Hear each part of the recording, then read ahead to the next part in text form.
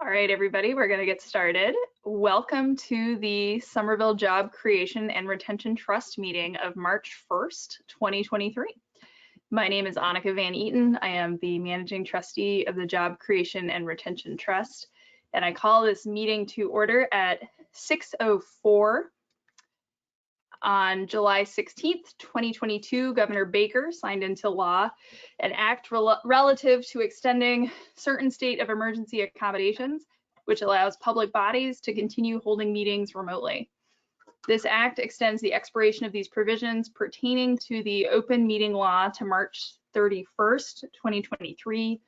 This meeting of the Job Creation and Retention Trust will be conducted via remote participation.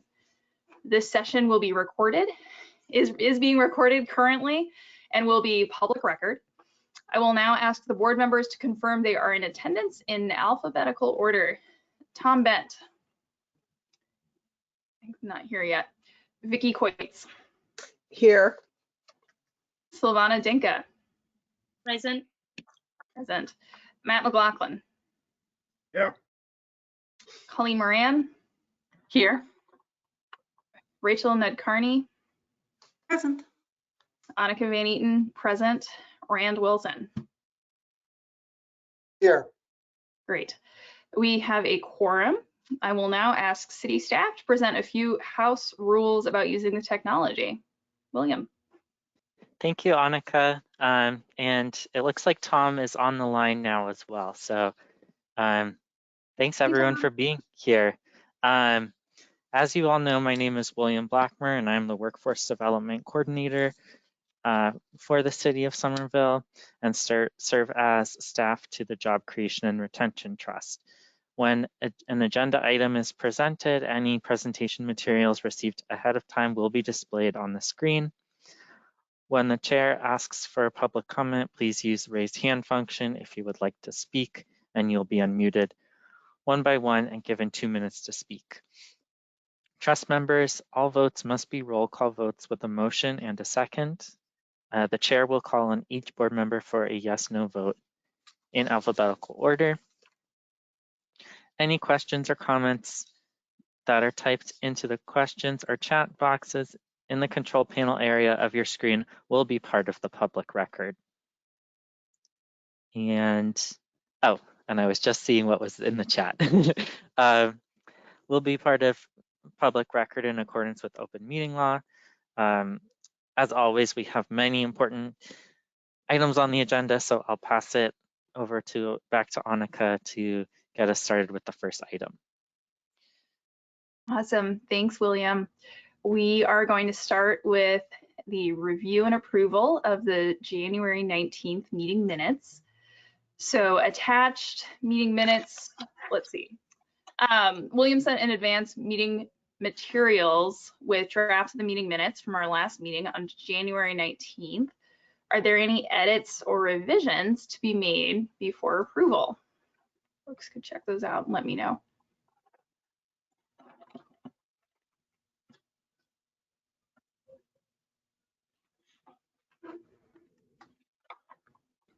I thought they looked great. Would you like to make a motion to approve them, Vicki? Yes, I'd like to make a motion to approve the minutes from January 19th, 2023. Grand. Do I have a second? I second. Second. All righty. All in favor of approving the meeting minutes from our January 19th meeting? I will go through alphabetically. We do this, Chair Emeritus, we do the vote for the minutes, right? We do this? Yep. Okay, fine. I've only been here for 3 years. I'm sure I'll catch on at some point. It gets repetitive after a while, my friend. Thomas Bent. Mm-hmm. Tom Bent, I think you're here, but I can't hear you or see you. Okay, gonna move forward. Vicky Coates. Yeah, yes, approve. Silvana Dinka. Yes. Matt McLaughlin. Yes. Colleen Moran. Yes. Rachel Ned Carney. Yes. Annika Van Eaton, yes. Rand Wilson. Yes. All right, motion passes. So now we are going to review our received and estimated linkage fees for 2023. William, could you summarize where we are as far as our linkage fees? Yes, I would be happy to. So, let's see.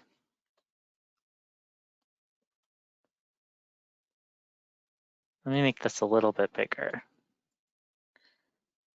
Okay, so the one update since our last meeting is that we most recently received approximately $38,000 from the lab development at 599 Somerville Ave. This is a relatively small lab development compared to the other ones in the city, hence the smaller amount.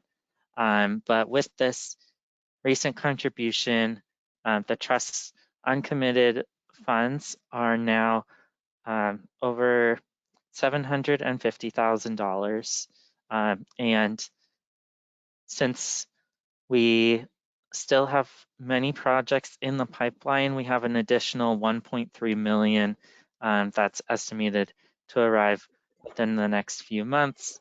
The first of those being Biomed building at 5 Middlesex and Boynton Gateway in Boynton Yards. Does anyone have questions about the linkage fees in our current pot?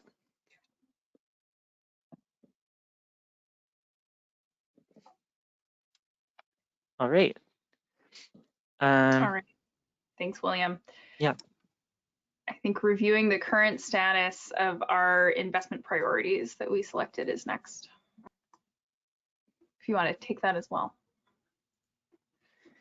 Yeah, so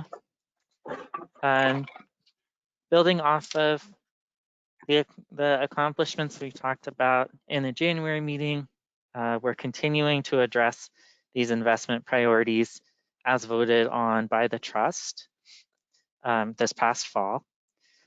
There are votes that are proposed on tonight's agenda in relation to priority 2, the coordination and data collection staff position, and priority 3, industry-specific job training programs. We will also be discussing updates on the next 2 priorities where funding has not yet been obligated. So that will be priority 4, the Somerville Good Municipal Jobs Training Program, and then priority 6, mental health resilience and trauma training for adult education and workforce development organizations. One piece that I wanted to add, I think I mentioned this at our last meeting as well. There are a lot of available funds from the American Rescue Plan Act, or ARPA, that are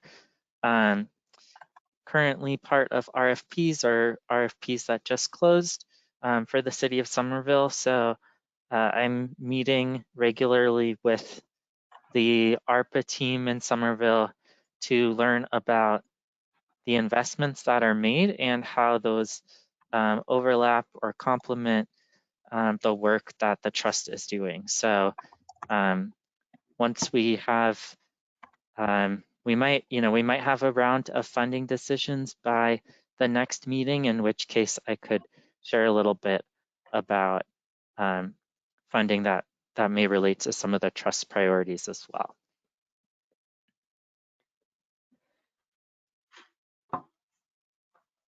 So I'm happy to take any questions on our priority list, if there are any. Thanks, William. Does anyone have any questions about what you just covered or otherwise?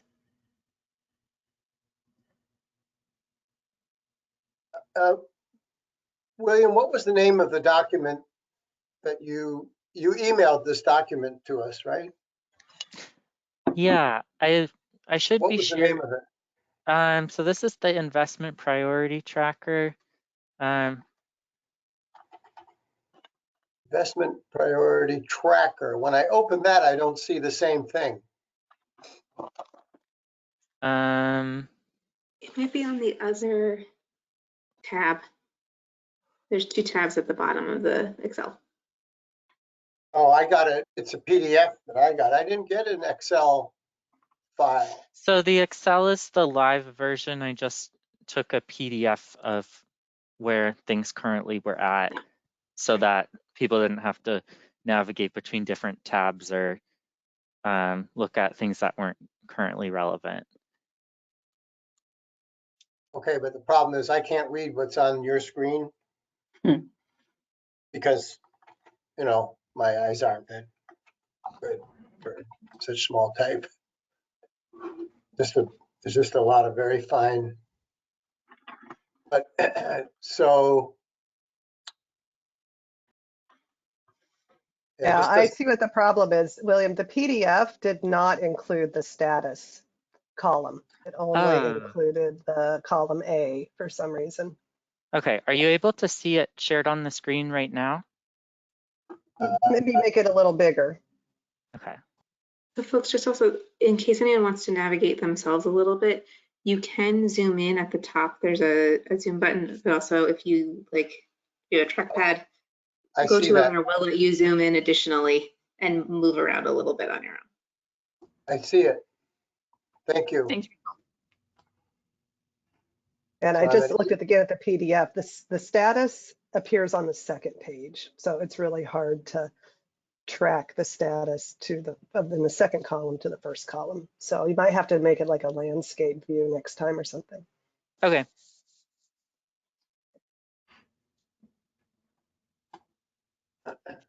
But William, now I can read what you've got up here. Great.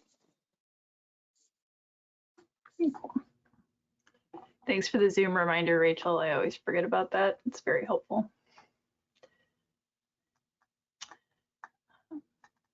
Yeah, as folks are reviewing, do you have any questions or thoughts on this piece before we move to the next agenda item?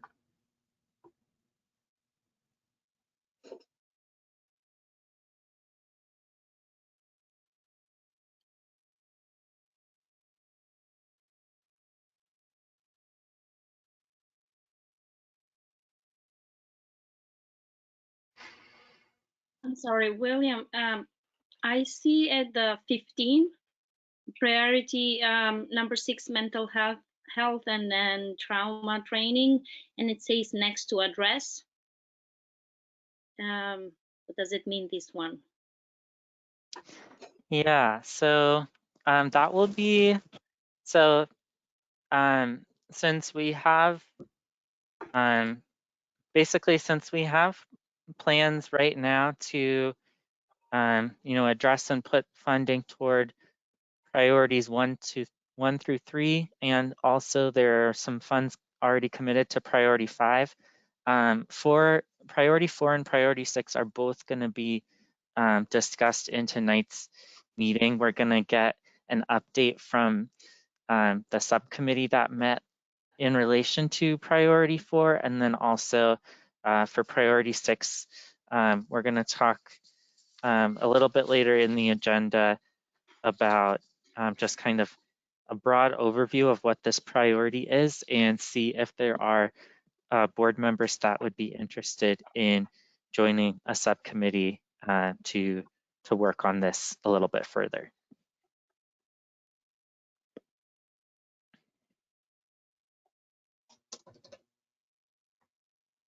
Okay. Any other questions? All right.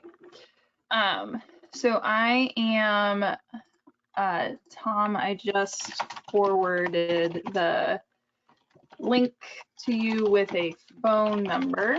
So hopefully Tom Bent can call in. So our next agenda item here is we're going to get an update from the Good Municipal Jobs Training Subcommittee, which I understand met last month. Could I get a reminder of who was on that subcommittee, just for the Vicky? Grand. All right, good deal. Okay, And Tom Bent. and Tom Bent, who's calling in. All right, perfect. Thank you so much for that. I think William is going to kick us off with an update, and then I welcome committee members to add in as well as we get to this discussion. Yeah, thank you, Annika. So as Annika mentioned, the subcommittee met last month, starting with our first task being revisiting the scope of work that was drafted last year and figuring out what we liked about it, what we might want to change about it. So just to kind of give the nuts and bolts of what the subcommittee discussed, the idea for this RFP is to seek organizations or a partnership of organizations to deliver integrated education and training programs in one or both of the following tracks. And those tracks are technical training in entry-level office roles and also technical training in licensing and certifications that focus on municipal trade roles.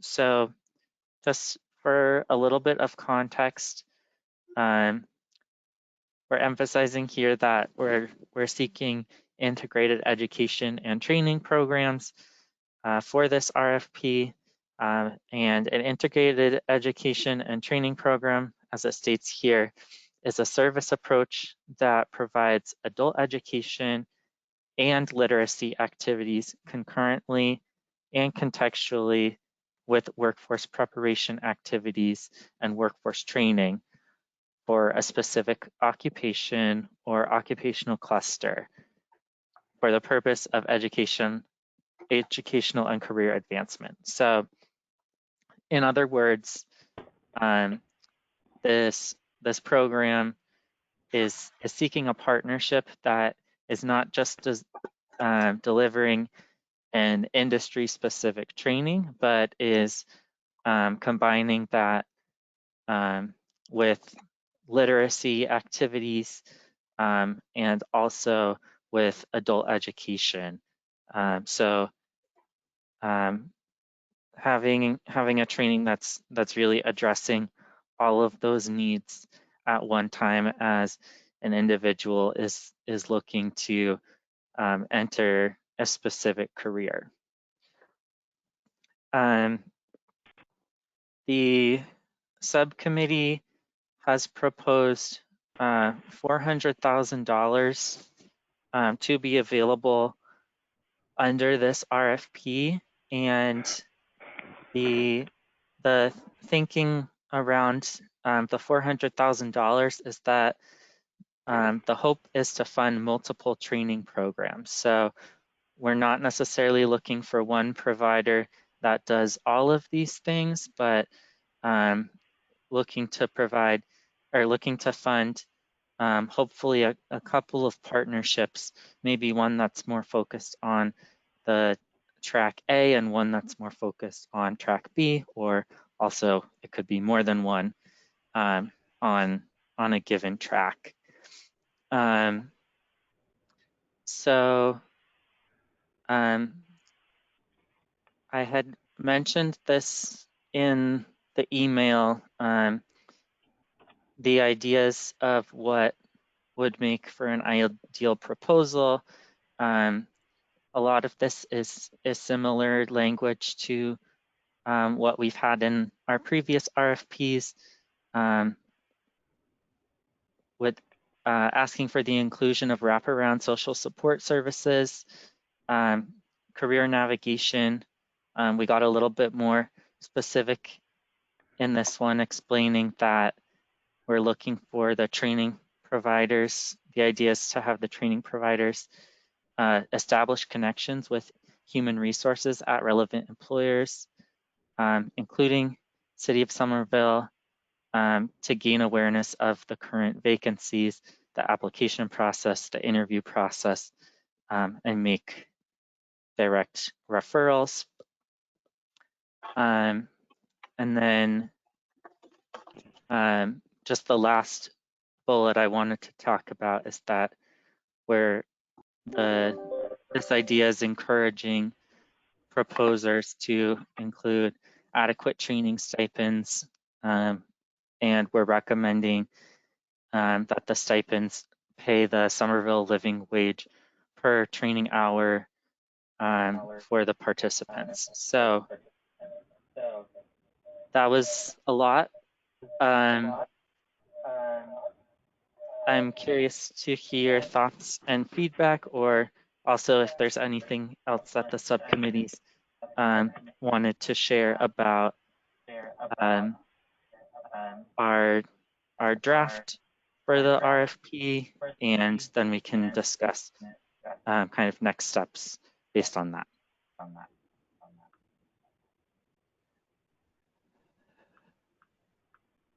Thanks, William. Does anyone from the subcommittee want to give any other commentary about what you all discussed to the board?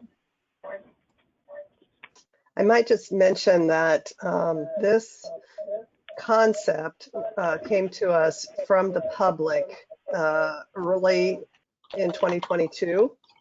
And we met with some members of the public to talk more about it. And it's really about filling some critical vacancies in the city of Somerville. But we also need to balance that with some feedback that we've gotten from the public in the public meeting last fall about not wanting to have the board fund training for city jobs. So I think that we've kind of struck a balance by saying that, you know, we would really like for folks to look at jobs in the city of Somerville. They're good jobs, they're well-paying jobs, and you know, there's serious vacancies in the city of Somerville.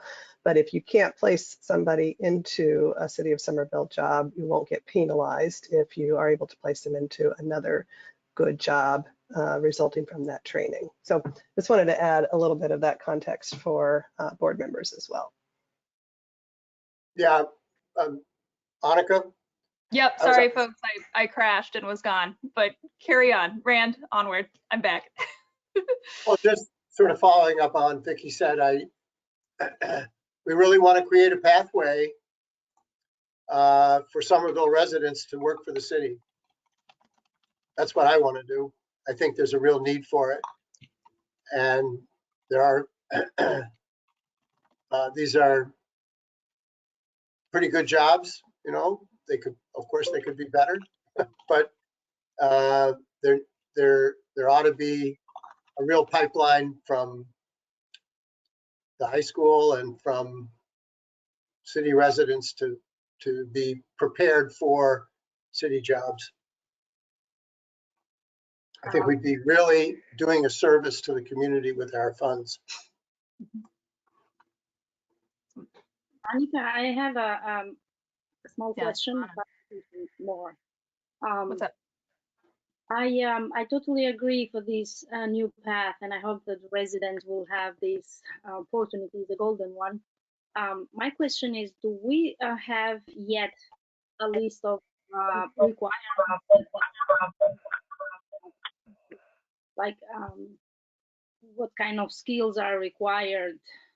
Can anyone apply, or you know what I mean? Is it difficult? Are there a lot of requirements to have a job like this, or? You echoed Also, a little bit when you asked your question, but I heard that you were asking what types of jobs and skills, or what types of skills are required for the jobs opening. yes. Yeah, I'll kick that back to the subcommittee. Could you uplift a little bit more about the types of skills for the jobs that you're looking to train for? I think William and Rachel, or William and Jen, had actually done some research on this. And it seemed like it was just kind of almost basic employment skills for the most part. But this is why we listed in that A and B some specific technical skills that seem to be needed for some of the most vacancies that we're seeing. So digital literacy, accounts payable, basic accounting, sort of a cluster of office skills that are needed. And then on the public works side, commercial driver's licensing is a big one, as well as just regular driver's licenses. I think those are kind of the two main skill sets and credentials that we found in that research. But William, do you want to add anything more? Yeah, I would, but I go just ahead, wanted Silvana. to make it clear. William, I'm so sorry. Starting from myself, like, or a new immigrant here that lives in Somerville and wants to find a job here, it's not very easy when you see the terms, because it's a wider term from what you see there. You say what level is that? The first level, medium or advanced? What exactly are looking those there? Like, you see the first term, but you don't know what is hidden behind that. What kind of level would be at the accounting skills? The only thing that is easy to understand is, do you have a driver license or no? Do you have a high school diploma or any other level of education? But the other ones are including more. So I was trying to see if with more specifics on those.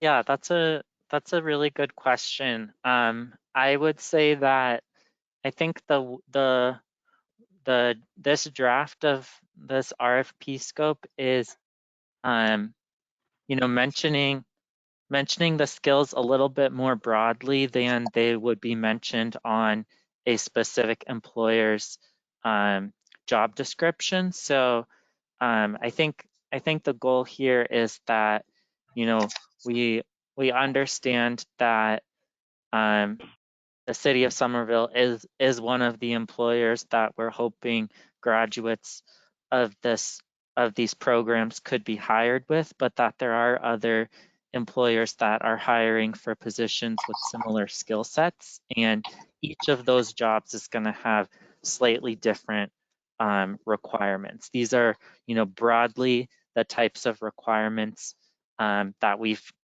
been coming up against when we're speaking with employers that have positions in these fields. Yeah, our hope is that whichever training provider is working on these training programs is talking with the different employers to really understand what are the specifics. What does basic accounting skills look like in your company, in your job descriptions? What level of Microsoft Word is actually required for this job or that job? So yeah, I understand that the way it's written here is pretty general, but I think that the intention is that it can prepare people for jobs at a number of different employers. I might just, I was just going to add that that's why we put in the career navigation and the meaningful opportunities to directly connect to work as well, because requiring those two things requires the service provider to do that deeper digging and providing more information to potential applicants. Sorry, Thanks, Colleen. Vicki. Oh, that's okay. I read A and B as like they would be trained into those skills, not that they would need to bring those skills with them. So maybe we can, if that can be more clear. I thought those would, like the programs would go into that. That's correct. So the Okay. entry requirements for the participants would not mean that they already have all of these skills. It would be that these are the skills that the trainings would provide to prepare them for the types of jobs that we were talking about. Okay. Thank you. Thanks. Awesome. Thanks, folks. So the next, subcommittee, what is the next steps with where you all left this? I think we need to get it approved tonight. Make any final tweaks, get it approved, and then we can put the RFP out. That was what I kind of remembered is what we needed to do. This is Tom. Can you hear me Tom! all right? Yes, Yep. we can hear you. Fantastic. I'm using a phone and a computer tonight. I got a new computer and it's not letting me in to go, I can do Zoom all day long, but I can't get into GoToMeeting for some reason. I don't know why. Well, I I'm love glad you found technology. to get here. Yeah. So, but the other thing, I assume that, and we didn't really talk about this in the subcommittee meeting, but I think, and correct me if I'm wrong, if we're assuming that somebody that's going into this would already have a high school diploma or a GED, because again, and I think that might have been what Sylvania was getting towards. And I don't know if that was an assumption that we should have been making or not, because there are a lot of GED programs out there too that are run by different organizations. So, but I think what the committee wanted was to get feedback from the rest of the board, and then if everyone thought comfortable enough with it, to move it on for an RFP. Mhm. Okay. Thanks, Tom. And I think another next step that the subcommittee talked about was possibly doing a bidders meeting for people who may want to submit proposals, just to make sure they're understanding what we're looking for. Folks might not be totally familiar with integrated education and training, or with all of these components that an ideal proposal would have. So we talked about just doing like an hour-long call just to clarify some of the components. That seems like a great step. I think that's helpful for the field. I wanted to just address, going back to something Tom mentioned and relating to Silvana's point is, I think the vision behind this program is that it's joining, our existing network of trainings and education programs that the trust is funding. So if an individual is, interested in these programs, but they don't meet another requirement from the job description, such as having a high school diploma or, having conversational English for the interview, and to be successful in the training, then the hope is that, those individuals are connected to Scale, are connected to Bunker Hill, the other providers that the trust is funding. Because I do recognize that this is not a program that every resident would be ready to enter. And William, that's really where the career navigation piece comes in, down at the bottom of the page, right? So that people come in, they'll have resources that we could steer them in the right direction if they don't have something that they need, right? And hopefully the partnership would have those players in place as part of the partnership. So that way, Yep. Bunker Hill would be part of the partnership in addition to a training provider or whatever.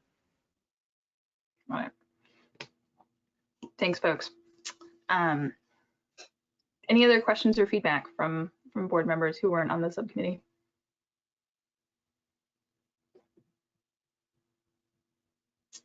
Okay. Well, thanks, subcommittee, for your thoughtfulness on talking through this and talking through what components of an RFP would look like. If I'm recalling correctly, we don't vote on the RFP document. It just sails along, and we would next vote to actually allocate funds. So I think we would, yeah, Right. the RFP would be handled by staff. We would just need to vote in the next meeting to obligate the amount of funding to set aside for the RFP. And because we have not advertised that vote for tonight, we would just need to put it on the agenda for next time. Okay, super. Thanks for process, Vicki. So you all are proposing $400,000. Good deal. Okay, Yeah. I'm seeing some thumbs up. I'm hearing a yes from the subcommittee. Yes. Okay, and I'm seeing some nods. Great. Cool. So then I think next steps for this would be city staff. William, thank you. We'll handle this, and we'll put this on a vote for our next meeting in early April. Thanks. I just want to flag a couple of pieces. yeah, if there's any feedback you didn't have a chance to share tonight, or that you think of while looking at this later, please get in touch with me. Let me know what changes you would like to make, and then I am also waiting to hear back from Human Resources at the City of Somerville. We want to have, their we want them to be in agreement with an RFP that gets put out that names the city as an employer. So I'm working on just getting a response from them as well. So yeah,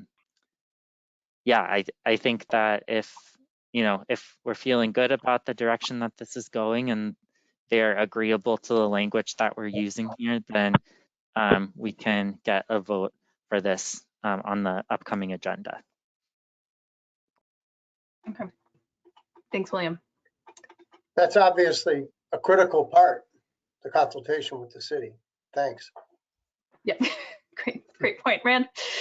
Alrighty. Okay, cool. My cat has the zoomies, so you may see her fly through at some point. Very good.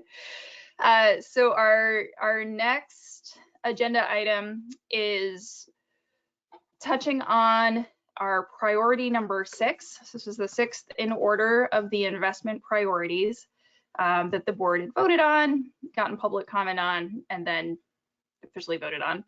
So this is the mental health, resilience, and trauma training for adult education and workforce development organizations. Our key goal here is to get a subcommittee so that we can meet, talk through what this RFP would look like, and then bring that back to the group. So as a reminder, this would be to fund staff training and organizational coaching for adult education and workforce development programs in Somerville on trauma-informed approaches, resilience, and mental health for staff, students, and participants. So obviously the last 3 years have been brutal, and both staff who are working with job seekers and job seekers have experienced trauma of sickness and death in the family, of job loss, of economic insecurity. And that's only been the last 3 years. Obviously, trauma did not start 3 years ago with the pandemic.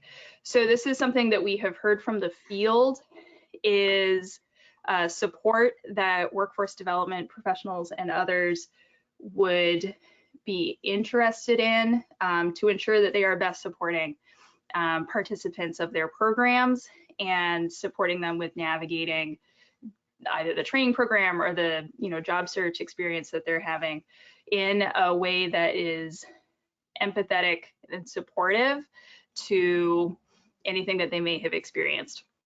So I would like to be on this subcommittee, and I am looking for fellow volunteers for us to set up a meeting. Silvana, I'm seeing you're a volunteer. And then Colleen, thank you, Colleen and Silvana. That sounds good. Anyone else? Okay, then sounds good. Then William, how about we'll work offline on setting up a subcommittee meeting with me, Silvana, and Colleen to delve deeper into this and bring back our ideas to the board. So we are going to move to our next, thanks folks for volunteering. We're going to move to our next section here around obligation and distribution votes. So city staff have reviewed some proposals, or all of the proposals that came in to our most recent RFP for, oh, nope, I skipped ahead here. The first vote is going to be related to our coordination and data collection staff role. My bad, I'm just moving fast here. So this is one of our top priorities. It's to obligate $42,232 to coordination and data collection staff role to be distributed during FY 2024. This is the amount calculated to cover 50% of the role for FY 2024. City of Somerville anticipates contributing the same amount. If this obligation is made, the trust will still have more than $715,000 in unobligated funds. Do I see a motion for this vote? I'll make the, Oh, okay. Silvana, would you like to make a motion? Yes, please. Motion to approve. Could you I'll second it. Okay, all right, we're gonna go by the books here, folks. Could you read the motion to obligate those $42,000 about it? All righty. And then you seconded it, Tom? Yes. Okay, so we have a motion made by Silvana to obligate $42,000, 232 to the coordination and data collection staff role to be distributed during FY 2024 on the floor. I'm going to read through, folks. Tom Bent. Yes. Awesome. Vicky Coates. Yes. Silvana Dinka. Yes. Matt McLaughlin. Yes. Colleen Moran. Yes. Rachel Ned Carney. Yes. Annika Van Eaton, yes. Rand Wilson. Yes. Awesome. Motion is approved. Thank you. Monica, before we move to the next, could I say one thing about this one? Yeah, sure. What's up? So as we've been looking at this and preparing, looking at the budget and the sort of on the staff side, one of the things we would be interested in talking with the rest of the trust about is an idea of obligating for more than 1 year while we've got a lot of buffer, since a staff person is going to be needed going forward. And so while we were sort of anticipating, I think what William said was like 1 point something million coming in this year, and sort of making sure that we're building in our sort of preparations for like the next 4 or 5 years, if that's something that others think might be okay. But from my end as staff manager for the role, it's helpful for us to sort of have that clarity and sort of simplicity that we're not going to accidentally obligate all the funding away, and sort of while we've got this moment where we're not lean as the trust, make sure that we're covering the our bases. I want to talk that through before actually making it to the next round of obligation votes. Yeah, no, that's fair. We have a lot of money coming in, and long-term planning is helpful, and this board brings in a lot of work, a full staff member's worth of work, in fact. So we definitely, I think we would definitely continue to need a staff member to get these funds out there. I'm not gonna have time to do that. So I appreciate you raising this, Rachel. I would open up and see if anyone else on the trust has any comments or questions about this. Rachel would, actually, I have a question that I'm just gonna jump in and then open it up to the floor. Do you have a proposal for the number of years that would be advantageous to obligate for? I'm thinking it makes sense to think that I was thinking in like that 5-year timeline. So like what the next 4 years or the next 5 years look like. And we can calculate that number. That's something that is we can work on with the staff team to get a real number to you all with what that escalation might look like and things like that, assuming cost of living Continues to increase. Fair. Exactly. Any other questions from the board or thoughts? Questions or comments? I would just support this, especially from a job quality perspective. It's always nice to know that you've got some sustainability to your job. And so if we are able to make this obligation, I think it is helpful from a staff perspective as well as helping the city plan and helping us plan. Thanks, Vicki. Thanks, Vicky. Silvana. It brings security. So I was between 2-year plan or 5-year plan. So since you guys are mostly at 5, I agree. Thanks, Silvana.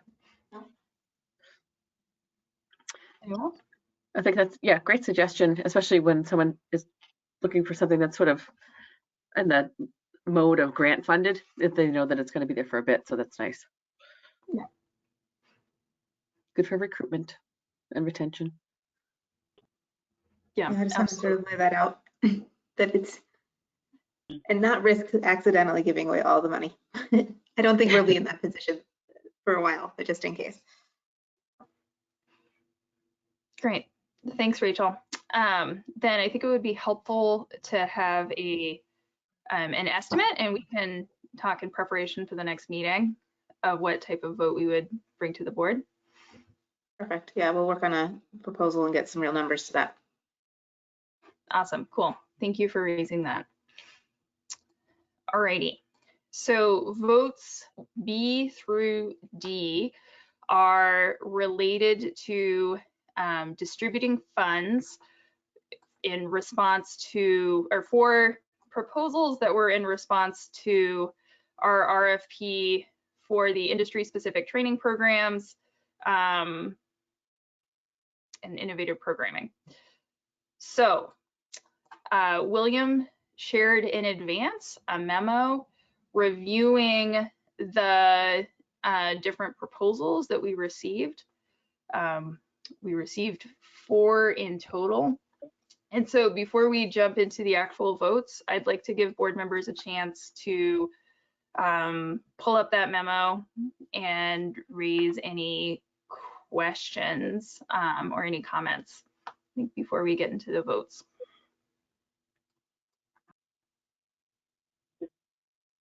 Silvana? I have a question. Yep. Yes, please. I see that trainings to 5 Somerville residents.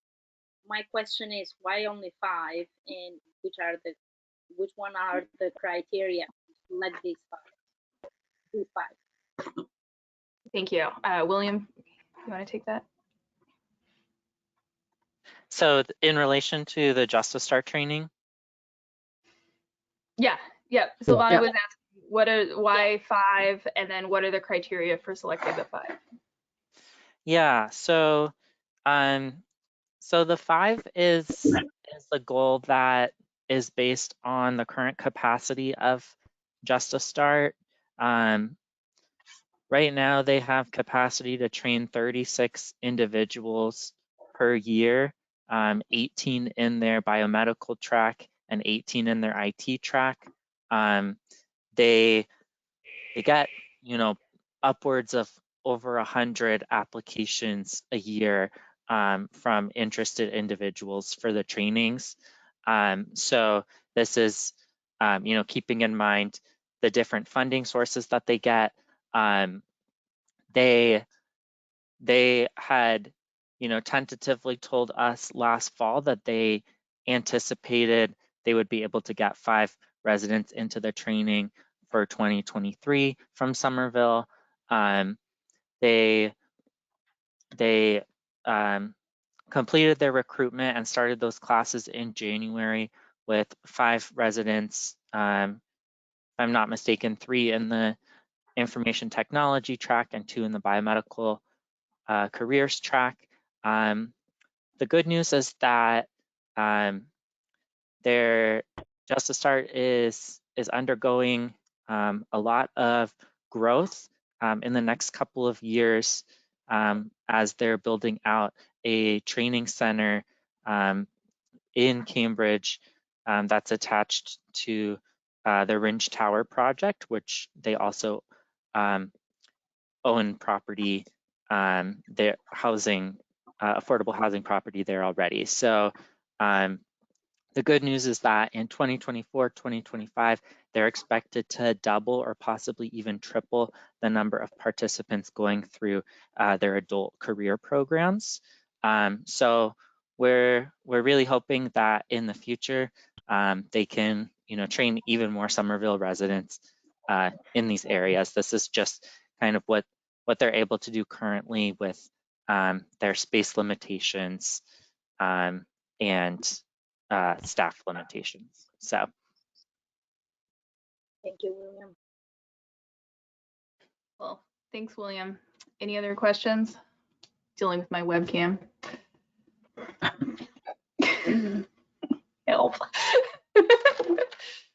Okay. So if I'm not hearing any other questions about this, then I would like to move through our votes here.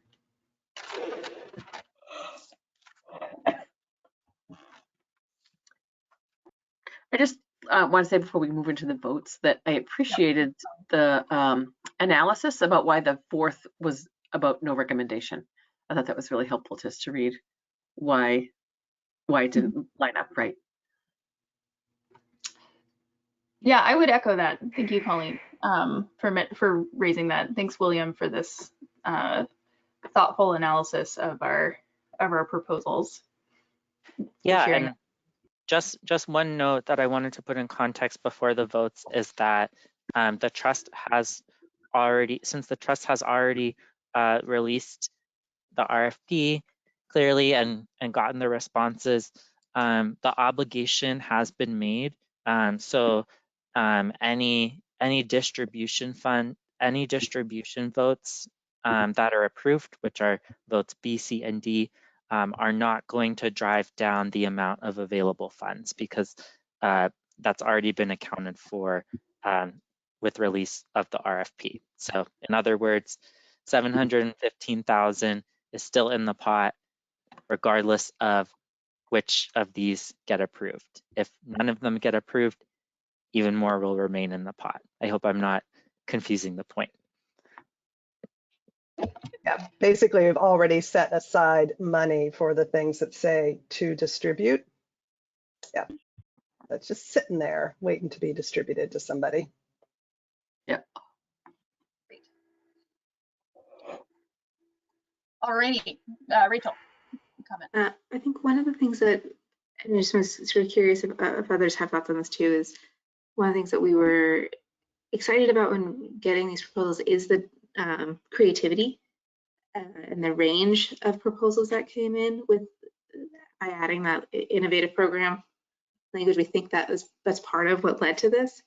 But even though it's not being funded, it's not recommended for funding right now, the proposal of SCC and SCAT TV could potentially be a really great, we could see a lot of really great potential in that partnership. Even if the details aren't quite aligned at the moment, but thinking about that down the line, and then same with Cultivate Ed, there's some really interesting things that came out of these responses. That reminds me that I've always thought we should somehow document even more thoroughly than we do in the annual report what we're investing in, because we are investing in some very innovative stuff relative to what goes on in workforce development in the rest of the country, particularly these stipends, very healthy stipends. So we may want to think at some point about hiring a consultant or somebody to do some documentation of this great stuff that we've been doing. Annika, I'm sorry again for bugging. I just want to, I have a question about number 4, no award distributed to the Somerville Community Corporation. The main reason was the biggest number of the people that they were saying that are able to train, like 100 individuals, or there are other issues over here.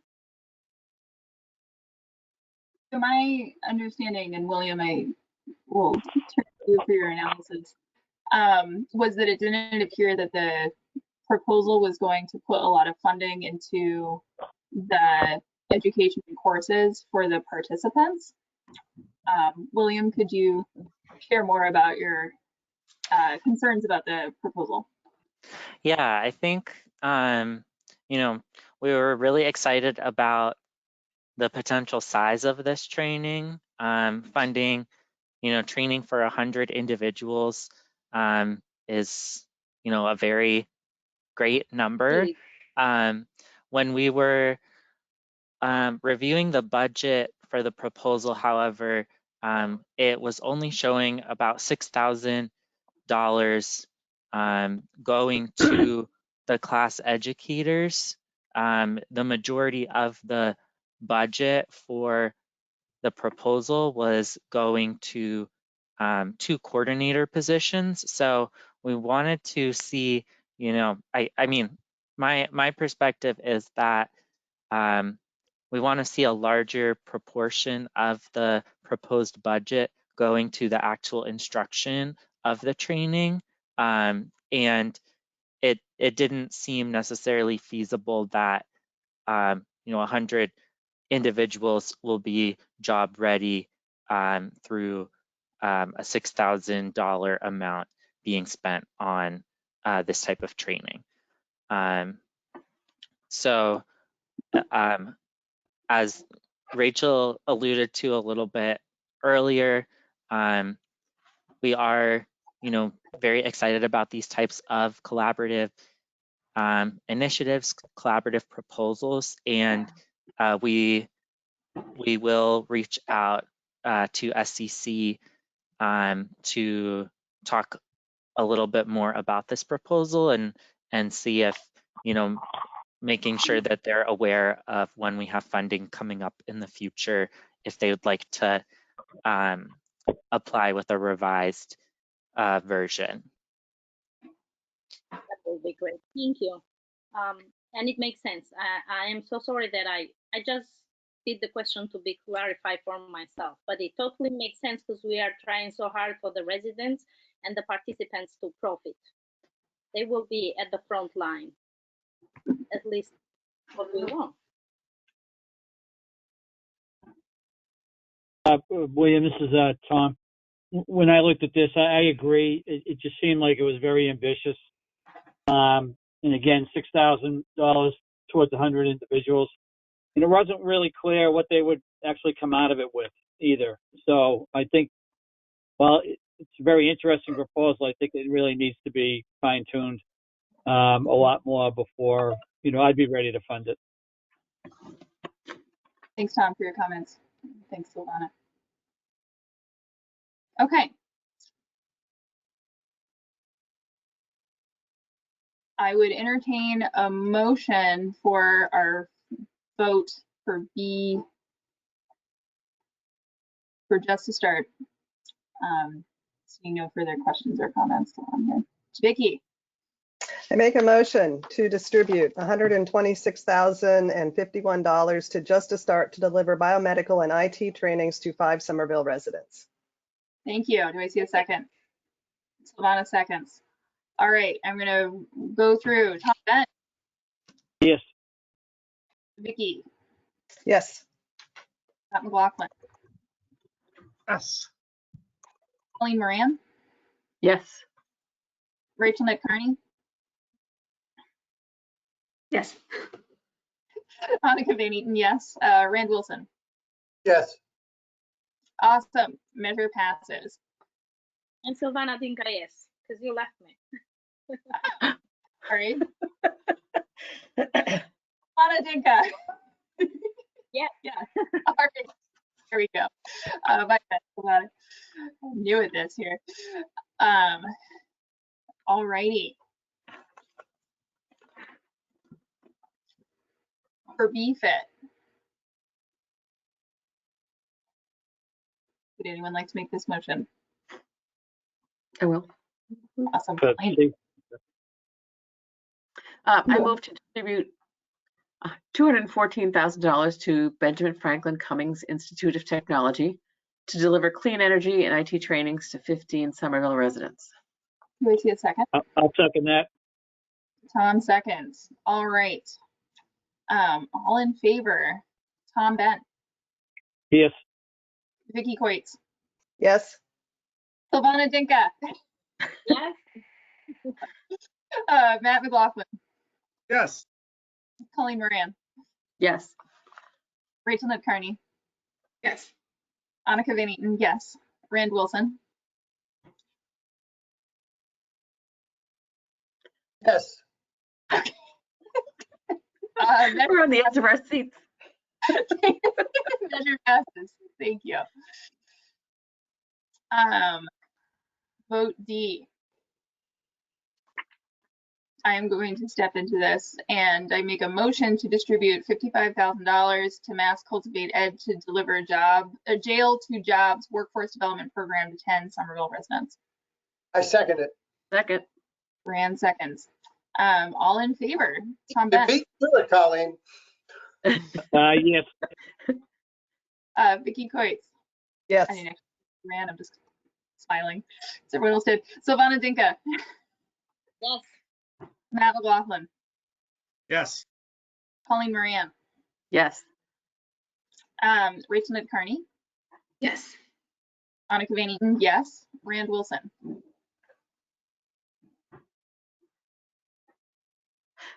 I see a thumbs up. Yes, alrighty. Measure passes. Okay, awesome, folks.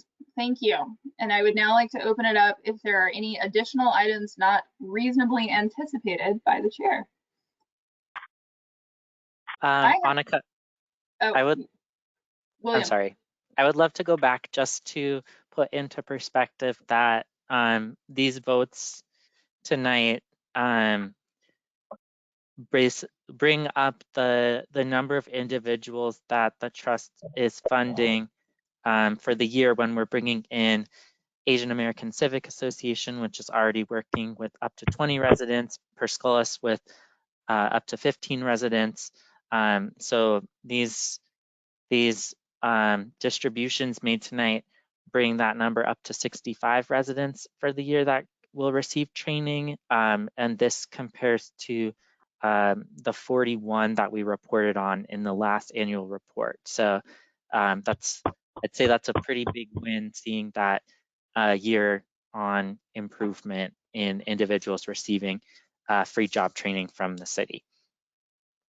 Thank you, Excellent. William, for sharing that. I appreciate that context. Matt. Yes, thank you. Question, because so I can post this all on social media. How much money have we spent so far? Oh my goodness. Let me get you an email on that. Are you wondering about this year specifically, or In relation to the 65 jobs? let me I calculate just that. say hundreds of thousands. Is that's fair enough? Yes, All it right, I would don't need your be. paperwork for you. Yeah. All right, thank you. And Matt, it's important to note that we are funding the Cadillac of job training programs. So a lot of people like to say, oh my gosh, you're spending that much money and you're only serving 65. What's going on? And it's because we're providing very high quality programs with all the career navigation, all the wraparound support services, stipends that are so necessary but are not in programs usually. So it's good to remind people of that because that's still kind of a new concept for folks, I think. Okay. Well, I view it as a positive to be spending money on it. So hopefully other people will see it that way. Awesome, appreciate that. Silvana. I have a small comment. I just wanted to say thank you to everyone. It makes me feel so good to give money and possibility to other people, and it makes me feel like really amazing. Well, it's a pleasure. You're here. I And feel like we should be toasting. this whole board, yeah, there we go, on this work. So I toast you all. So our next meeting is on April 5th. Yep, on April 5th. And I wanted to do a little straw poll here to see who was planning on coming to ensure that we would have a quorum, even if I didn't come and went to a work event instead. So I just wanted to see who is sure that they'll be able to join. Rachel? I will be on maternity leave by that point, and so I will not be Holy moly. available. That's exciting. So April and May, you probably won't see me unless we are really in a quorum sticky spot. Well, then we can have two. I think that's how that works. Say it again, Annika. Oh, I was just seeing who can come at the next meeting on April 5th. Okay. I should be able to be there. This is Tom. Okay, cool. I'm planning to attend. Okay, cool. And we can be down too and still hit quorum, right? Okay. Right? What is our quorum? Count up on your Yeah. list because we are getting close to running out of members for a quorum. Okay, well, I'll work this out behind the scenes. We don't need to deal with my scheduling challenges on the board, but I will be there if we need that for quorum. And if not, then Colleen will well, she'll chair anyway, but we will. I'll be the host. Alrighty. Okay, grand. Then I would just share that I appreciate all of the good work that we've done tonight. I look forward to hearing about how these funds support Somerville residents as we go forward. And I would welcome a motion to adjourn. Annika, I'm sorry. Before we go to that, I just want to mention one last thing. What's up, William? So I wanted to mention that I scheduled a time to meet with the program manager of the Boston Neighborhood Jobs Trust to talk a little bit next week about RFP responses and just kind of talking through some of the distinctions between the way that their jobs trust is set up and our jobs trust is set up. And part of this is coming out of just kind of some of the RFPs that we have struggled to get responses to see if they're having, any similar pains in certain areas, and just kind of workshop some potential solutions. So I just wanted to share that, and I'll definitely bring back what I learned from that meeting. Awesome. Thanks, William. Appreciate a chance to connect with our neighbors across the river, learn how things are going over there. Now I'll welcome a motion to adjourn. Motion to adjourn. Motion to adjourn. Do I see a second? All right. I will second that. A My head's second. exploding from Zooms. Oh, man. All righty. To adjourn. Tom Benn. Yes. Vicky Coitz. Yes. Silvana Dinka. Yes. Matt McLaughlin. Yes. Holly Moran. Yes. Rachel Nutt Carney. Yes. Annika Van Eaton, yes. Rand Wilson, do you want to adjourn? Yes. Yes. All right, measure passes. Meeting is adjourned at 7:11 p.m. I hope you all have a good rest of your evenings. Thanks, folks. Have a good night, Bye, everyone. everyone. Thank you. Great job, Annika. Woohoo! Bye, everyone. Take care. Bye.